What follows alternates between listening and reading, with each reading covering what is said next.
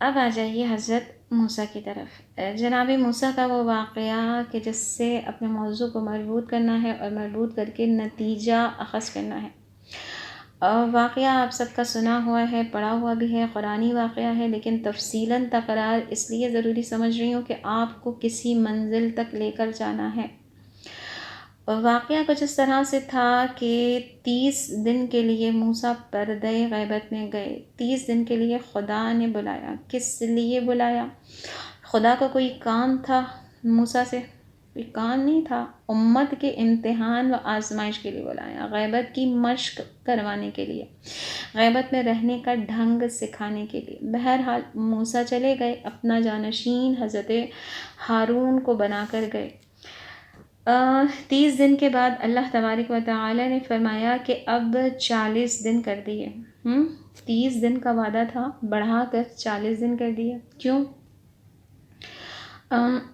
بعض لوگوں کا کہنا ہے کہ وہ تعلیم جو اللہ نے دینا چاہی تھی جناب موسیٰ کو وہ مکمل نہیں ہوئی تھی۔ نہ میرے عزیز، ایسا نہیں ہے، چونکہ معلم خدا ہے، متعلم موسیٰ ہے، ٹھیک؟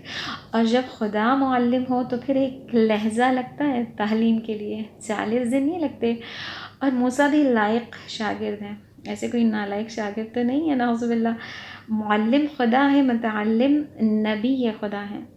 یوں نہیں ہے کہ خدا کا کام ادھورا رہ گیا تھا یا موسیٰ کا کام ادھورا رہ گیا تھا، نا میرے عزیز۔ کس کا کام ادھورا تھا؟ سامری کا کام ادھورا تھا۔ سامری نکما اور نالائق تھا۔ حضرت موسیٰ کو اس لیے بلایا تھا تاکہ سامری اپنا کام کرے اور قوم کا امتحان ہو کہ یہ قوم کس کے پیچھے جاتی ہے، آیا جانشین موسیٰ کے پیچھے جاتی ہے یا سامری کے پیچھے جاتی ہے۔ سامری نالائق تھا، اس کی نالائقی کی ایک وجہ یہ تھی کہ وہ عورتوں کی مدد سے گوسالہ بنا رہا تھا، اور عورتیں آپ کو پتہ ہے جس کام میں شامل ہو جائیں تو پھر مشکل ہو جاتا ہے اس میں۔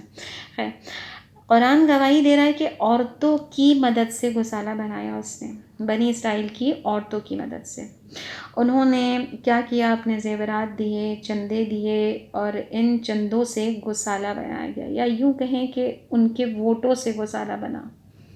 اچھا، جب بن گیا گوسالہ تو اللہ نے فرمایا موسیٰ کو کہ اب واپس جاؤ۔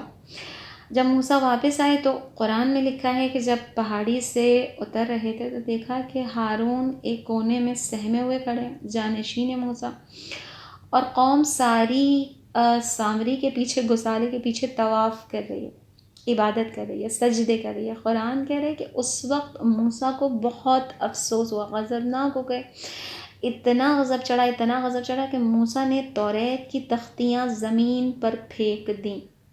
جی، میں کہوں خوش قسمت تھے موسیٰ کہ اس وقت آسمانی کتاب کی تختیاں زمین پر پھینک دی، ورنہ آج اگر پاکستان میں ہوتے تو ایک ریلی تو موسیٰ کے خلاف بھی نکلنی تھی کہ انہوں نے توریت کی توہین کر دی۔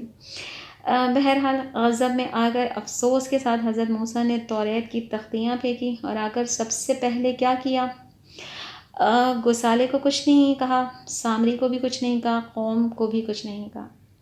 سب سے پہلے ہارون کے پاس آئے۔ قرآن میں 2 آیات کے اندر ہے کہ 2 جگہ سے پکڑا ہارون کو، ایک داڑھی سے اور ایک زلفوں سے، اور آپ دیکھیے پکڑ کر زمین پر پٹخ دیا۔ پھر ہارون نے التجا کی، یا ابن ام، اے میرے ماں جائے، اے میرے بھائی، مجھے معاف کر دو، میری سن تو لو۔ ابھی چھوڑا نہیں ہے جناب موسیٰ نے، لیٹے ہی لیٹے کہہ رہے ہیں سناؤ کیا ہے، سناؤ کیا بات ہے، عذر کیا ہے۔ کہا میں نے ان کو روکا، ان کو سمجھایا، لیکن یہ میرے قتل پر آمادہ ہو گئے تھے، اور دوسرے مجھے تفرقے کا ڈر تھا، اس وجہ سے میں خاموش ہو گیا۔ اچھا، اب عذر معقول تھا، اس لیے جناب موسیٰ نے چھوڑ دیا۔ عزیزان، قرآن حکیم میں یہ جو واقعات ہیں، یہ جو تذکرے ہیں، اس میں پروردگار عالم کی حکمت پوشیدہ ہے، ہر واقعے میں حکمت پوشیدہ ہے۔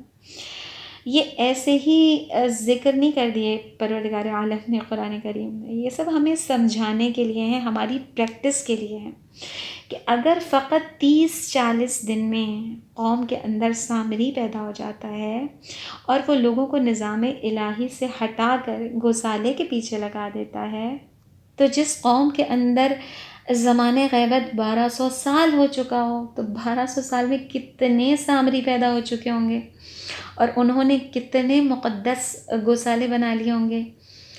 عزیزان، آج میرا اور آپ کا امتحان ہے کہ ہم کس گوسالے کے پیچھے جا رہے ہیں۔ فرق نہیں پڑتا کہ وہ گوسالہ سونے اور چاندی کا مجسمہ ہو، گائیں کی شکل کا ہو، یا پھر وہ ڈیموکریسی کا، یا وہ الیکشن کا، یا سلیکشن کا، یا کونسل کا، یا اسمبلی کا۔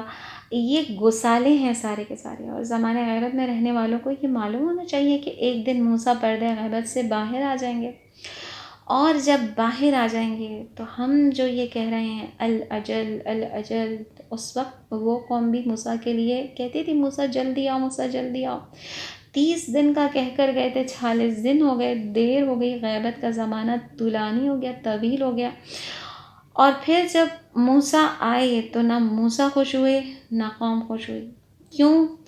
کیونکہ موسیٰ نے آتے ہی اپنے جانشین سے سوال کیا۔ جی میرے عزیز، موسیٰ زمان بھی جب پردہ غیبت سے باہر آئیں گے تو سب سے پہلے گوسالوں سے نہیں پوچھیں گے، قوم سے بھی نہیں پوچھیں گے، اپنے جانشینوں سے پوچھیں گے، علماء سے پوچھیں گے، نائبین امام سے پوچھیں گے۔ جی، نائبین امام سے پوچھیں گے کہ میں امت کو تمہارے حوالے کر کے گیا تھا، کیا کیا تم نے اس امت کو، کدھر لے کر گئے؟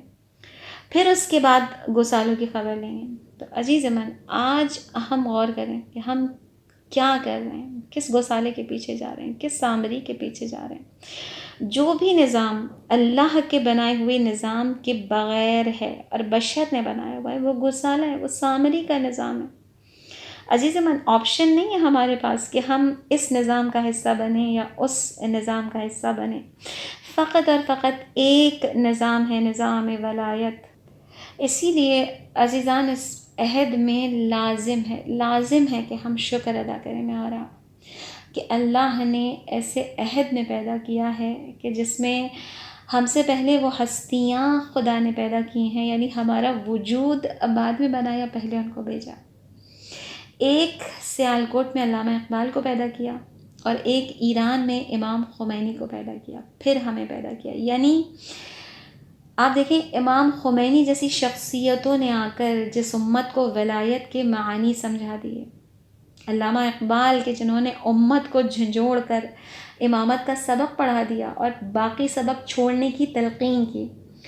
آپ دیکھیے، پاکستان علامہ اقبال کی عقل کا نتیجہ ہے۔ جی، ایک بالغ عقل رکھنے والی ہستی علامہ اقبال نے مملکت کا تصور دیا، اور پھر اس مملکت کے لیے سیاسی نظام بھی بتایا، اور سیاسی نظام کو چلانے والوں کا تعارف بھی کرایا کہ اس مملکت میں نظام کیا چلے گا۔ یاد ہوگا آپ کو علامہ اقبال نے کیا کہا تھا کہ مسلمانوں کو اپنی شناخت کے لیے ایک مملکت کی ضرورت ہے، اور اس مملکت کے اندر نظام میں امامت کی ضرورت ہے۔ جی، لیکن امامت ان مغرب زدہ سیاست دانوں کا کام نہیں ہے۔ وہ کہا تھا نا اقبال نے، تو نے پوچھی ہے امامت کی حقیقت مجھ سے، حق تجھے میری طرح صاحب اسرار کرے۔ اقبال کہہ رہا ہے، تو نے امامت کی حقیقت مجھ سے پوچھی ہے، امامت کی حقیقت کو سمجھنے کے لیے خدا تجھے صاحب اسرار بنائے تاکہ تو امامت کو سمجھ سکے۔ جی عزیزان، امامت رائے حل ہے۔ آپ دیکھیں، علامہ اقبال جیسی ہستی جو امامت کو سمجھ گئی، نظام ہے امامت، شیعہ سنی جھگڑے میں نہ لے جائیں، قرآنی نظام ہے امامت، اسلامی نظام ہے امامت۔ اسی لیے اقبال فرما رہے ہیں، بال جبریل میں کیا کہہ رہے ہیں اقبال، تیرا امام بے حضور، تیری نماز بے سرور، ایسی نماز سے گزر اور ایسے امام سے گزر۔